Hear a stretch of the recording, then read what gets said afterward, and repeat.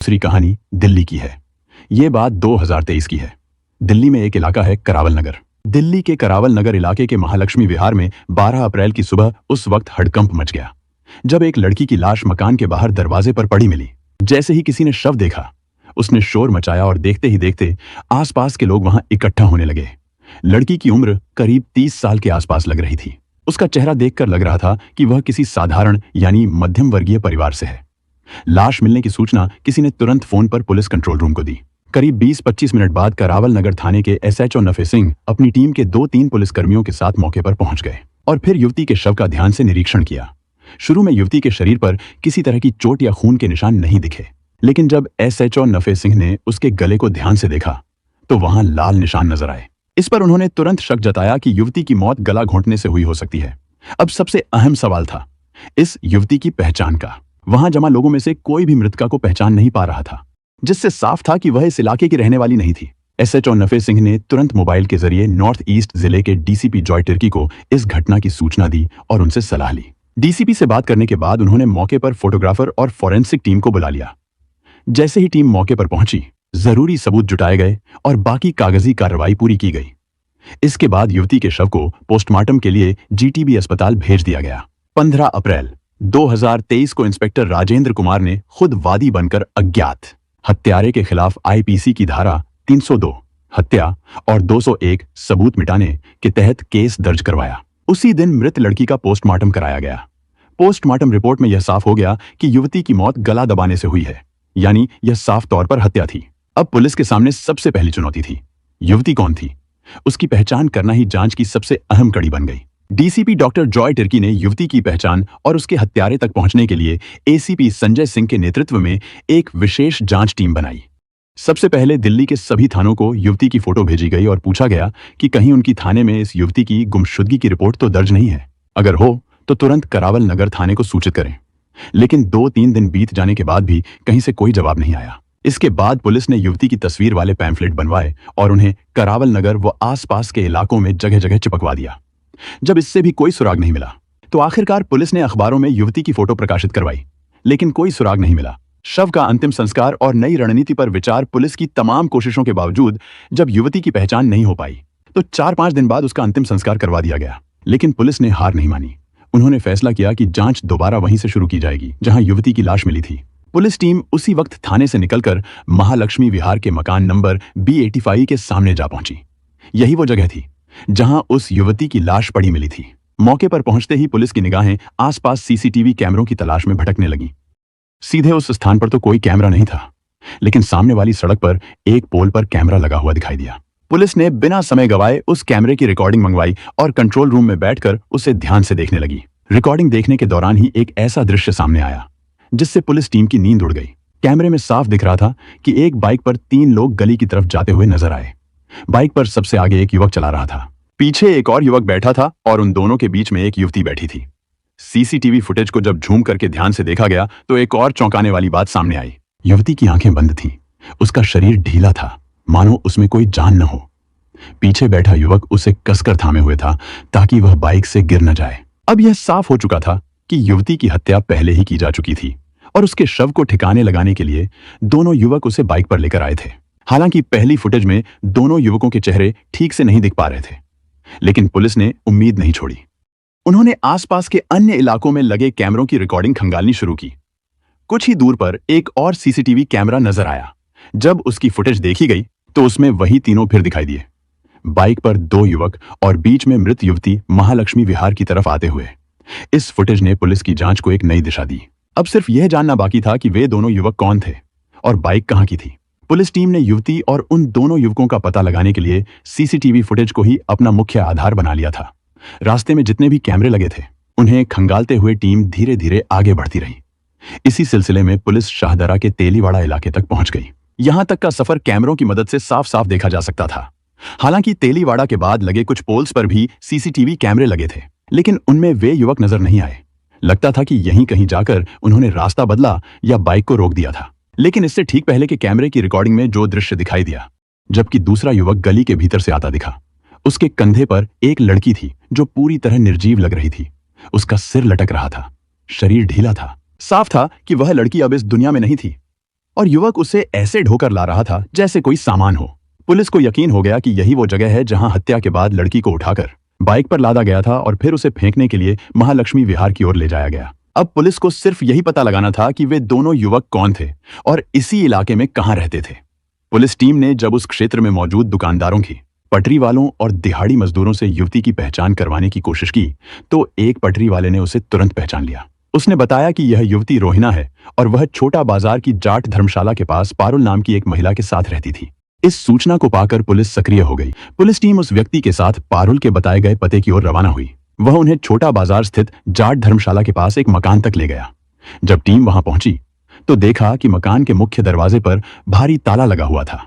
इससे साफ हो गया कि घर फिलहाल खाली है और वहां कोई मौजूद नहीं है। यह देख पुलिस को शक हुआ कि शायद पारुल को रोहिना की मौत की भनक लग गई है, इसलिए वह घर छोड़कर कहीं चली गई है। पुलिस ने तुरंत मकान मालिक को मौके पर बुलवाया और मृत युवती की तस्वीर दिखाकर उसकी पहचान के बारे में पूछा। मकान मालिक ने तस्वीर देखते ही पुष्टि की कि यह युवती रोहिना उर्फ माही है, जो कई सालों से पारुल नाम की महिला के साथ उसी मकान में किराए पर रह रही थी।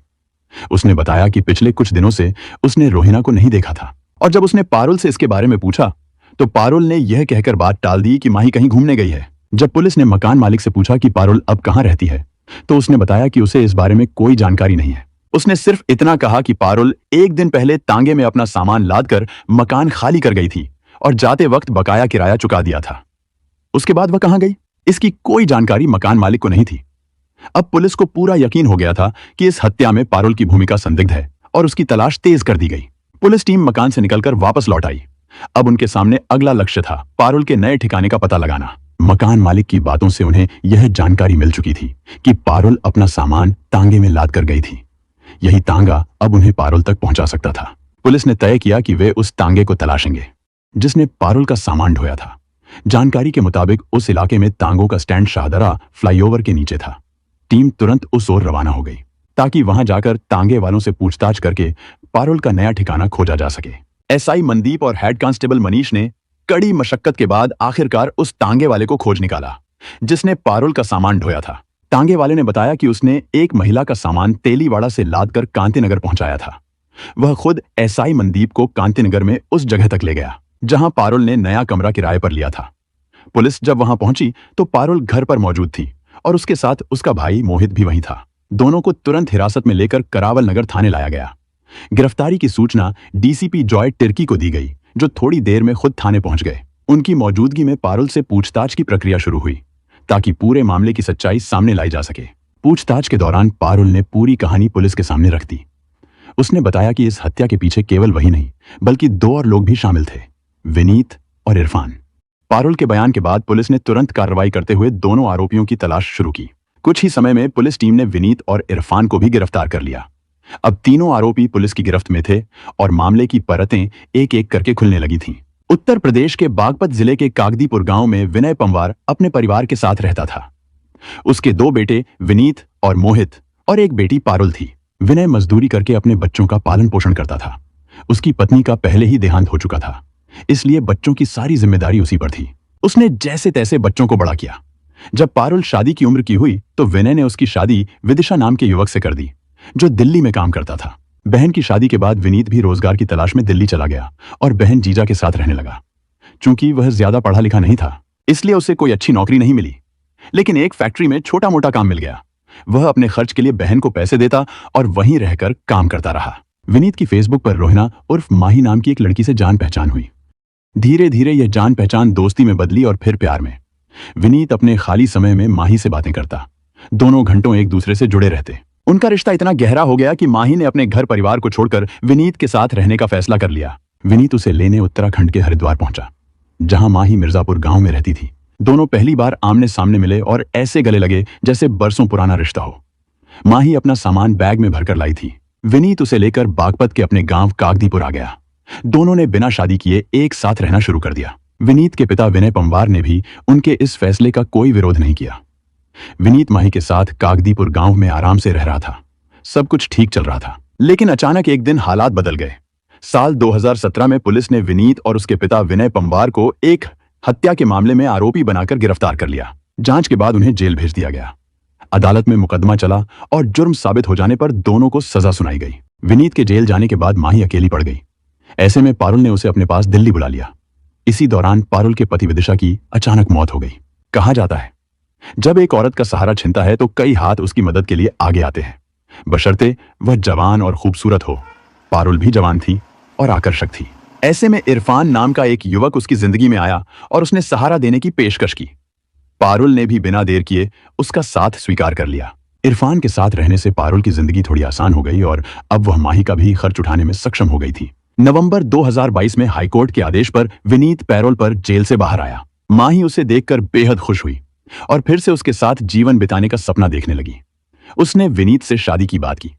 माही विनीत से शादी करना चाहती थी, लेकिन माही के दूसरे समुदाय से होने की वजह से विनीत का परिवार इस शादी के खिलाफ था। इसे लेकर विनीत और माही में अक्सर झगड़े होने लगे। विनीत ने अपनी बहन पारुल से इस बारे में बात की। पारुल ने उसे साफ तौर पर समझाया कि माही जैसी लड़की को वह अपने घर की बहू नहीं बनाना चाहती। उसने विनीत को सलाह दी कि किसी अमीर घर की लड़की से रिश्ता जोड़ने की कोशिश करे, जिससे पैसों का भी फायदा हो। जब विनीत ने जवाब दिया कि उस पर एक अपराधी होने का दाग है और कोई पैसे वाला उसे अपनी बेटी नहीं देगा, तो पारुल ने माही को बेचने का सुझाव दिया। इसके बाद दोनों ने मिलकर माही को बेचने की कोशिश की, लेकिन उन्हें कोई खरीदार नहीं मिला।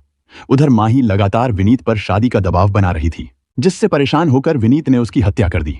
उसने गला दबाकर माही की जान ले ली ताकि हमेशा के लिए उससे छुटकारा मिल सके। माही की हत्या के बाद विनीत घबरा गया। उसने उसकी लाश को घर के दीवान में छिपा दिया। फिर उसने अपनी बहन पारुल को पूरे मामले की जानकारी दी। पारुल ने तुरंत हालात को संभालने की कोशिश की और अपने प्रेमी इरफान से मदद मांगी। इरफान रात में बाइक लेकर पहुंच गया। उस वक्त पारुल का छोटा भाई मोहित भी घर पर मौजूद था। तीनों ने मिलकर माही की लाश को बाइक पर रखा। पारुल ने भी लाश उठाने में विनीत और इरफान की मदद की। इसके बाद विनीत और इरफान रात के अंधेरे में लाश को लेकर करावल नगर के महालक्ष्मी विहार पहुंचे और उसे एक घर के सामने फेंक दिया। क्राइम ब्रांच और करावल नगर थाने की संयुक्त पुलिस टीम ने छानबीन कर विनीत पंवार, पारुल, इरफान को गिरफ्तार कर लिया। पूछताछ में विनीत ने अपना जुर्म कबूल कर लिया। पुलिस ने सभी अभियुक्तों को अदालत में पेश किया, जहां कोर्ट के आदेश पर उन्हें जेल भेज दिया गया। माही ने विनीत पर भरोसा किया, उसके साथ लिव इन में रहने का फैसला किया, लेकिन यह रिश्ता सच्चे प्रेम पर नहीं, लालच और स्वार्थ पर टिका था। जब भरोसा एकतरफा होता है तो उसका अंजाम खतरनाक हो सकता है। पारुल और विनीत ने पैसों की लालच में एक जान ले ली। सिर्फ पैसे कमाने के लिए किसी की जिंदगी को खत्म कर देना इंसानियत की सबसे बड़ी हार है। पारुल का बुरे रास्तों पर जाना, माही का गलत लोगों पर भरोसा करना और विनीत का अपराध की राह पर चलना, इन सब ने चारों की जिंदगी जेल के पीछे बंद कर दी। चाहे अपराध कितनी भी चालाकी से क्यों न किया जाए, सच सामने आ ही जाता है। पुलिस की सूझबूझ तकनीक का इस्तेमाल, जैसे सीसीटीवी और लगातार कोशिशों ने अपराधियों को सलाखों के पीछे पहुंचा दिया। माही जैसी कई लड़कियां भावनाओं में बहकर अपने भविष्य को दांव पर लगा देती हैं। रिश्ते में उतरने से पहले व्यक्ति की सच्चाई, मंशा और पृष्ठभूमि को जानना जरूरी होता है। यह घटना एक चेतावनी है कि प्यार, रिश्ते और भरोसे जैसे शब्द बहुत ताकतवर हैं,